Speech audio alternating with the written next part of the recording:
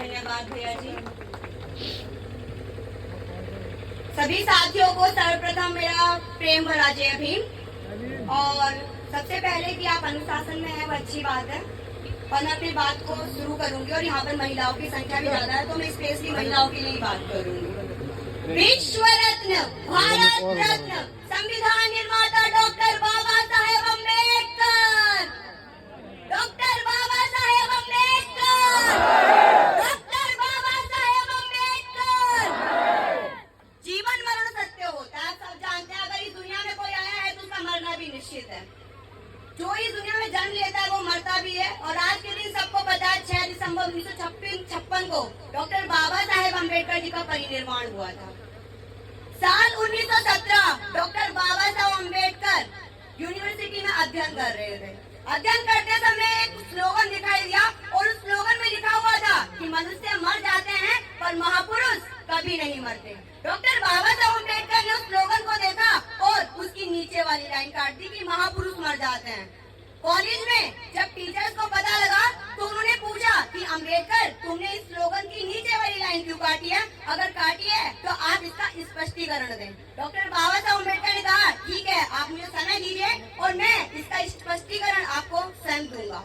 अगले दिन जब सब लोग हॉल में इकट्ठा हुए तब डॉक्टर बाबा साहेब अम्बेडकर जी ने कहा कि मैं ऊपर वाली लाइन से सहमत हूँ कि मनुष्य मर जाते हैं, पर मैं नीचे वाली लाइन से सहमत नहीं हूँ कि महापुरुष नहीं मरते। डॉक्टर बाबा साहेब अम्बेडकर ने कहा कि महापुरुष भी मर जाते हैं, पता है कब? जब महापुरुषों की विचारधाराएं मर जाती हैं।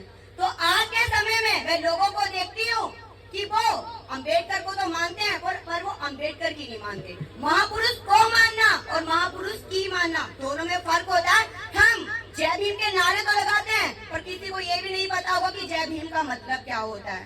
गले में नीला गमछा डालकर बहुजन मूवमेंट नहीं चलता, इसके लिए सड़कों पर उतरना पड़ता है, घरों से बाहर निकलना पड़ता है, तब जाकर बहुजन महापुरुषों की विचारधाराएं आगे बढ़ती हैं। शहीद आजम भगत सिंह जी ने कहा था कि विचारों पर शान तेज होती है, तो विचारों को कभी मरने ना दें, क्योंकि अगर महापुरुषों की विचारधाराएं मर गई तो समझो महापुरुष मर गए। तो अब कभी मत सोचना कि डॉक्टर बाबा साहेब अम्बेडकर हमारे बीच में नहीं है। जब तक उनकी विचारधाराएं हमारे मन में रहेंगी तब तक डॉक्टर बाबा साहेब अम्बेडकर हमारे बीच में रहेंगे। डॉक्टर बाबा साहेब अम्बेडकर ने कहा था शिक्षित बनो, संगठित रहो, संघर्ष करो। हमारा समाज शिक्षित भी हो गया और संघर्ष भी कर रहा है पर संगठित आज भी नहीं है। तो मैं कहना चाहूंगी कि शिक्षित बनो ज्ञान के लिए, संगठित रहो उत्थान के लिए और संघर्ष करो स्वाभिमान के लिए, क्योंकि जो व्यक्ति स्वाभिमानी होते हैं वही संघर्ष की परिभाषा को समझते हैं। और जिन व्यक्तियों का स्वाभिमान मर जाता है वो लोग गुलाम होते हैं। गुलाम लोग मिशन नहीं चलाते और जिंदा लोग मिशन को रुकने नहीं देते। तो हम बाबा साहेब की औलादे जिंदा हैं तो डॉक्टर बाबा साहेब अम्बेडकर के आंदोलन को कभी नहीं रुकने देंगे। डॉक्टर बाबा साहेब अम्बेडकर जी का अंतिम समय चल रहा था।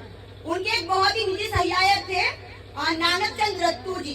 डॉक्टर बाबा साहेब अम्बेडकर हमेशा चिंतित रहा करते थे कि मेरी तबियत खराब है, पता नहीं इतने मुश्किलों से मिस कारवा को यहाँ तक लेकर आया हूँ, अगर मैं यहाँ से चला गया तो ये मेरा जो कारवा मैं इतनी मुश्किलों से मनुबाजू से लड़कर यहाँ तक लाया हूँ, इसको कौन आगे लेके जाएगा। हमेशा नानक चंद रत्तू जी से वह ऐसे प्रश्न किया करते थे। तो जब डॉक्टर बाबा साहेब अम्बेडकर जी कहा करते थे नानक चंद रत्तू जी से कि मुझे ऐसा कोई भी चेहरा आज के समय में दिखाई नहीं दे रहा कि जो इस आंदोलन को बहुत आगे तक ले सके, पर मैं आज सीना ठोक कर कह सकती हूँ कि डॉक्टर बाबा साहेब अम्बेडकर की ऐसी ऐसी औलादें इस भारत देश की धरती में जन्म ले चुकी है जो डॉक्टर बाबा साहेब अम्बेडकर के आंदोलन को बहुत तेजी से आगे लेके जा रही है। माना कि धीरे धीरे परिवर्तन हो रहा है पर परिवर्तन होगा और अच्छा होगा। यहाँ पे जितनी महिलाएं बैठी हैं, आपको पता है कि डॉक्टर बाबा साहेब अम्बेडकर महिलाओं के कितने बड़े हितैषी थे।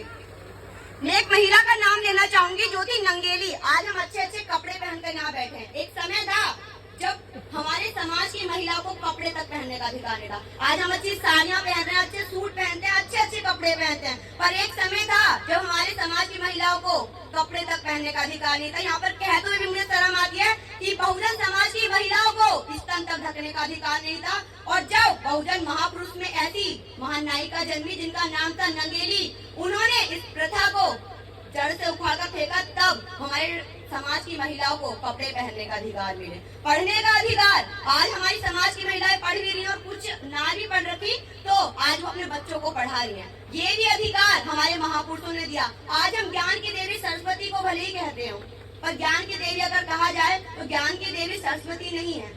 ज्ञान की देवी कौन है? माता सावित्रीबाई फुले, जिन्होंने 1848 में हम महिलाओं के लिए सबसे पहला बालिका विद्यालय खोला। तब जाके भारत देश की धरती में हम महिलाओं को पढ़ने का अधिकार मिला। मैं नहीं बताऊंगी कि डॉक्टर बाबा साहब अम्बेडकर ने ये किया वो क्या, सब जानते हैं, भली भांति परिचित हैं कि डॉक्टर बाबा साहेब अम्बेडकर ने हमारे लिए क्या किया। अगर आज हम यहाँ पर शान शौकत के साथ बैठे हैं तो शायद डॉक्टर बाबा साहब अम्बेडकर की वजह से, क्योंकि आज हमारी खुशियों के पीछे चाहे कारण कोई भी रहा हो पर उसका आधार हमारे डॉक्टर बाबा साहेब अम्बेडकर है। क्योंकि संविधान से पहले अगर डॉक्टर बाबा साहब अम्बेडकर ने इस समाज के लिए बलिदान न दिए होते तो शायद आज हम यहाँ पर अच्छे से इकट्ठे भी न हो रखे होते। तो डॉक्टर बाबा साहब अम्बेडकर के जो बलिदान है उनको आप कभी मत भूलना। मैं आप सबसे आशा करूंगी कि स्पेशली महिलाओं को निकालो। अक्सर आपने अपने, मैं पुरुषों को कहूंगी कि मातृ सत्तात्मक तो बहुत छोटी चीज है, हमारे समाज के लोगों से आज पितृ सत्तात्मक व्यवस्था नहीं निकल रही है। तो मैं पुरुषों से कहूंगी कि अपने जो अंदर पितृ सत्तात्मक व्यवस्था है इसको समाप्त करें। क्योंकि आज यहाँ पर मेरी इतनी सारी बहनें आई है, मेरी बड़ी बहन अंशु दीदी और मेरी छोटी बहन है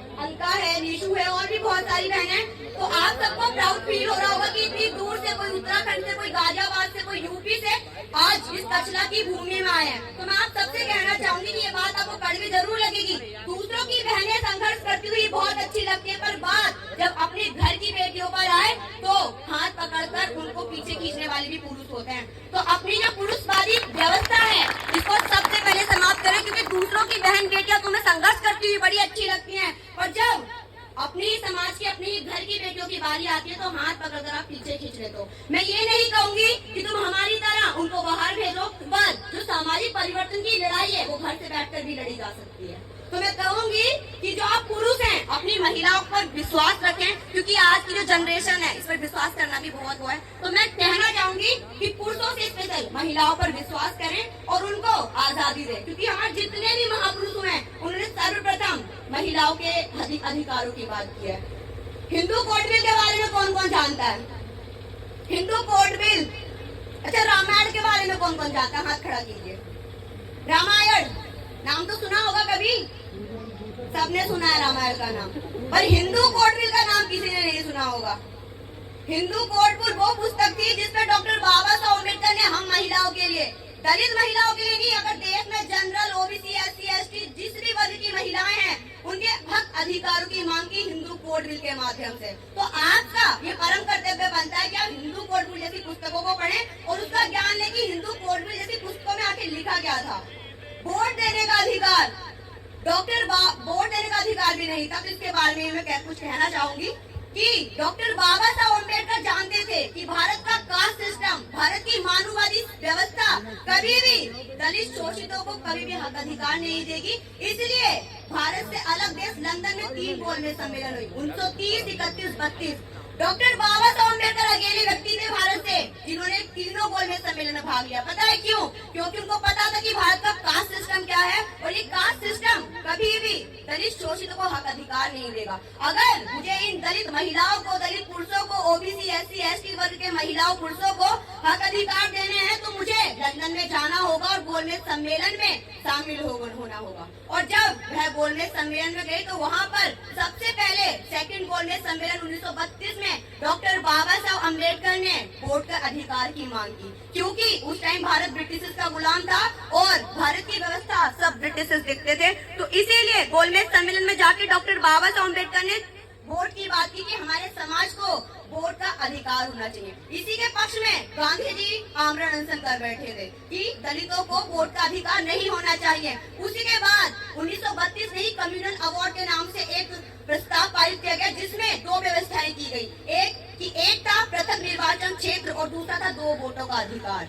और उसके बाद में गांधी जी ने आमरण अनशन स्टार्ट कर दिया और बाद में हमें व्यवस्था नहीं मिली। पर डॉक्टर बाबा साहब अम्बेडकर ने इसके बारे में कहा कि यदि आज मैं आमरण अनशन जो आप कर रहे हैं, पूना पैक्ट, अगर मैं इसमें सिग्नेचर कर रहा हूँ तो आपको ये व्यवस्था देनी पड़ेगी कि जब भारत देश आजाद होगा और जब संविधान लागू होगा तो मैं अपने लोगों के लिए आरक्षण की मांग करता हूँ और वोट की मांग करता हूँ। आज हमारे समाज के लोगों को यही नहीं कि शैक्षणिक संस्थानों में आरक्षण मिल रहा है, बहुत जगह आरक्षण मिल रहा है। आज अगर हम रेलगाड़ियों में भी चलते तो महिलाओं के लिए अलग से सीट रिजर्व होती है, तो सोचिए ना कि हमारे डॉक्टर बाबा साहब अम्बेडकर ने महिलाओं के लिए कितना किया है।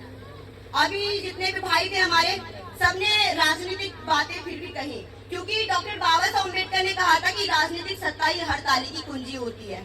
तो राजनीतिक सत्ता में भी हमें आना चाहिए। और इस पर मैं ज्यादा भी नहीं बोलूंगी, मैं इतना बोलूंगी कि जो लोग सत्ता में होते हैं उनकी आवाज संसद में उठाई जाती है, और जो लोग कमजोर होते हैं उनकी लड़ाई सड़कों पर खड़ी जाती है। तो सड़कों की लड़ाई कभी जीती नहीं जाती। और मैं अंत में तुमसे इतना ही कहूंगी कि डॉक्टर बाबा साहब अम्बेडकर को पढ़े, महापुरुषों को पढ़े, और अवेयरनेस लाए अपने अंदर, और अपने महापुरुष की विचारधारा को जगह जगह फैलाने का काम करें। और इसी के साथ मैं अपनी वाणी को विराम दूंगी। जय भीम, जय संविधान।